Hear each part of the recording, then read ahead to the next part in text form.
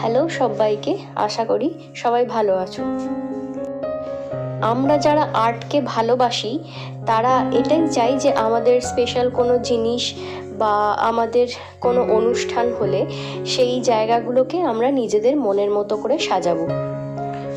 তো সেই মতো আমিও যেহেতু ভালোবাসি কাজগুলো করতে, আমার বিয়ের পিঁড়ি থেকে শুরু করে গাছ কৌটো, ঘরের ডেকোরেশন, আলপনা সমস্ত কিছুই আমি ভেবেছিলাম যে নিজের মনের মতো করে নিজের হাতে করব।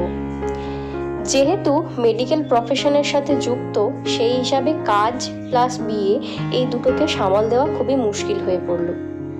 যেটুকু টাইম ছিল আমার হাতে সেইটুকু টাইম দিয়েই নিজের ভালোবাসার কাজগুলোকে যত্ন করে করার চেষ্টা করেছিলাম।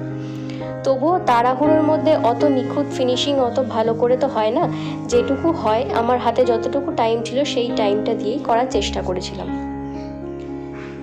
তো এইটা হচ্ছে আমার বিয়ের পিঁড়ি, দুটো পিঁড়ি করেছিলাম, তাড়াহুড়োর মাঝেই কোনো রকমই হয়েছিল।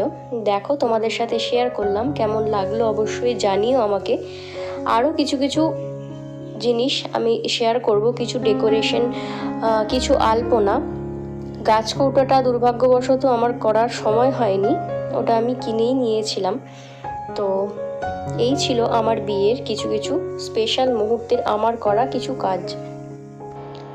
বাড়ির উপর এবং নিচতলার দুটো সিঁড়িই আমি ভেবেছিলাম যে নিজের হাতে সাজাবো আলপনা দিয়ে, কিন্তু সেই সময়টুকু পর্যন্ত আমার হয়ে ওঠেনি, যার জন্য কিছুটা আমি করতে পেরেছিলাম, উপরেরটা আমি করতে পেরেছিলাম, নিচে পর্যন্ত করতে পারিনি।